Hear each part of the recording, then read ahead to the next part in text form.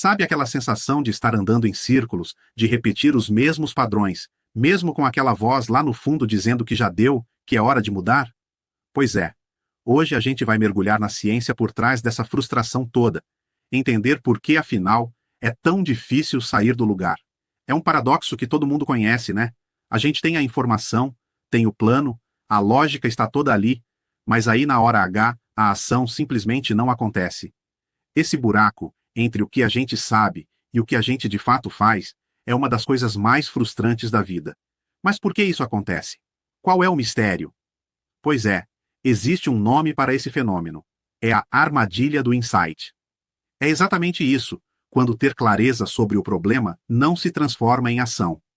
A gente entende tudo direitinho, mas o comportamento continua o mesmo. É como ter um mapa do tesouro na mão, mas sentir os pés presos com cimento no chão. E olha, a boa notícia é que isso não é uma falha de caráter, não é falta de força de vontade. A razão para a gente cair nessa armadilha é, na verdade, biológica. Está na própria arquitetura do nosso cérebro. Vamos dar uma olhada em como essa fiação interna funciona. Para simplificar, imagina que existe uma batalha interna acontecendo. De um lado, tem o pensador, que é o nosso córtex, a parte lógica que entende que, ok, preciso mudar isso. Do outro lado, tem o sentidor, nosso sistema límbico, que é o chefe dos hábitos e das emoções. E aí que está o pulo do gato. O sentidor não fala a língua da lógica. Ele só entende uma coisa: o que é familiar, o que é seguro. Tá, mas se existe essa briga, como é que a gente faz para superá-la? Para a gente ver isso na prática, vamos olhar para um caso bem extremo. A história do Joe Dispenza mostra de um jeito quase inacreditável o poder de alinhar o pensador e o sentidor para conseguir o que todo mundo dizia que era impossível. É uma jornada impressionante, né? O Dispenza usou a mente não só para aceitar a realidade, mas para reconstruir a realidade física dele. Imagina a disciplina mental que isso exige. Por 3 meses, o foco total era na imagem de uma coluna saudável. O resultado parece um milagre, mas na verdade é a prova do poder que a gente está começando a desvendar aqui. O que essa história do Dispenza escancara pra gente é que a mente e o corpo estão ligados de um jeito que a gente nem imagina. E isso nos leva para uma ideia fundamental. Não são só as nossas ações que viram hábitos, as nossas emoções também viram. Mas, por que Joe Dispenza interessa à clínica?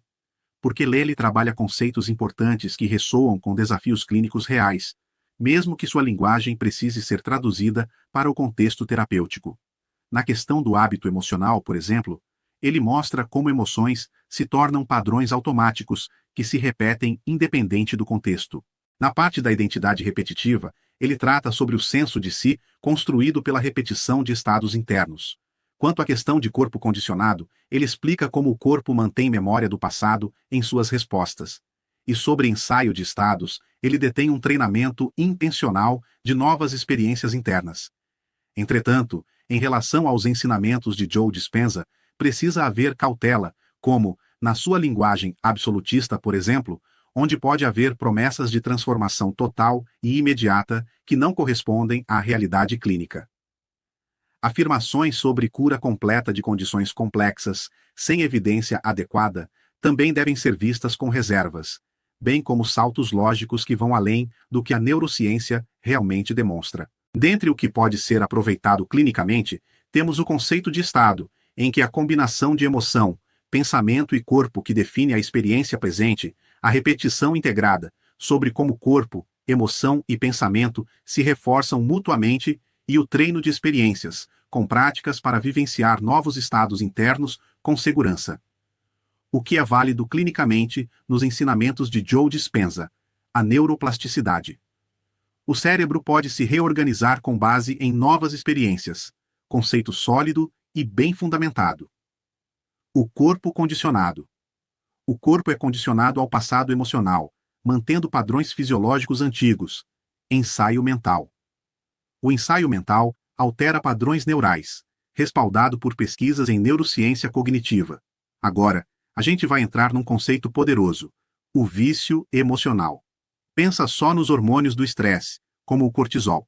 Se uma pessoa vive estressada o tempo todo, o corpo se acostuma com aquela química toda. Aquilo vira o normal. E aí, Sem nem perceber, a pessoa começa a procurar situações estressantes só para ter aquela dose de química que o corpo já conhece e, de certa forma, pede. E essa frase resume tudo perfeitamente. Para o nosso sistema nervoso, o que é desconhecido é perigoso. Ponto.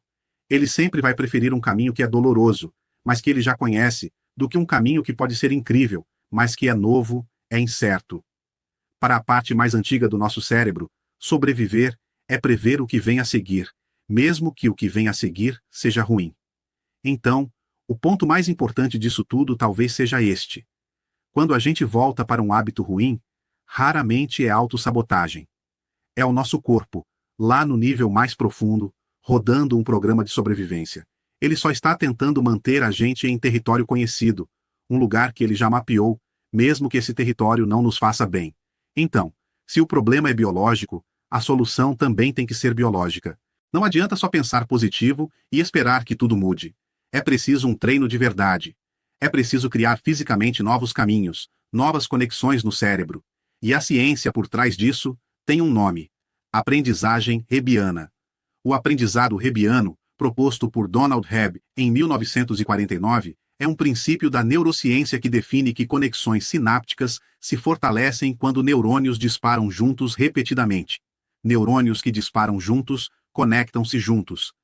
É um mecanismo de aprendizado não supervisionado, focado na plasticidade, automação de respostas e formação de memórias através da correlação de atividades. Pensa nisso como se os neurônios pudessem fazer amizade.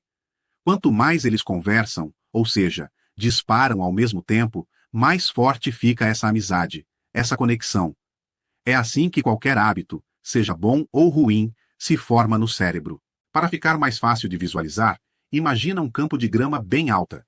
Seus pensamentos e hábitos antigos são como uma trilha já batida, funda, fácil de seguir. O cérebro vai por ali por inércia. Mudar é decidir conscientemente começar a caminhar por onde não tem trilha. No começo, é difícil, a grama é alta, dá trabalho, mas a cada vez que a gente passa por ali, o caminho vai se abrindo, até que um dia, essa nova trilha se torna o caminho mais fácil, um novo padrão. Ok, a metáfora da trilha no campo é ótima, mas e na vida real? Como é que a gente começa na prática a abrir essa trilha nova no cérebro? Como a gente transforma essa teoria toda numa ferramenta de verdade? Bom, aqui vai o método bem prático. Primeiro passo, e esse, gente, é inegociável: regular o sistema nervoso. Um cérebro, alguém que se sente ameaçado, estressado, não consegue aprender nada novo. Então, primeiro, acalma. Depois, visualizar uma cena bem pequena e específica, tipo responder com calma numa discussão. Terceiro, e esse é o segredo, não é só pensar, é sentir no corpo a emoção daquela cena, sentir a calma, sentir a confiança. E por último, repetir. Repetir todos os dias. É literalmente musculação para o cérebro. É sobre ensinar para o corpo, através da repetição, como é a sensação de já viver naquele futuro que a gente quer. Isso tudo nos deixa com uma reflexão final. A mudança não é um grande evento que acontece de repente, é uma prática, um treino diário. Então, a pergunta que fica é: qual novo estado de ser? Qual nova emoção vale a pena praticar hoje? Nem que seja por 2 minutinhos, só para começar a amassar a grama e criar aquela trilha nova. Teve dificuldade com algum tema aqui? A técnica de sincronização bioenergética resolve. Simples, rápida, sem fármacos e não invasiva. Funciona sempre, para todos. Apoie o canal, deixe like e comentário. Assim o algoritmo entrega o vídeo a mais gente e nós crescemos juntos. Inscreva-se e ative o sininho para receber tudo diariamente. Quer saber mais, inclusive sobre a lei da extração? Link na bio ou descrição.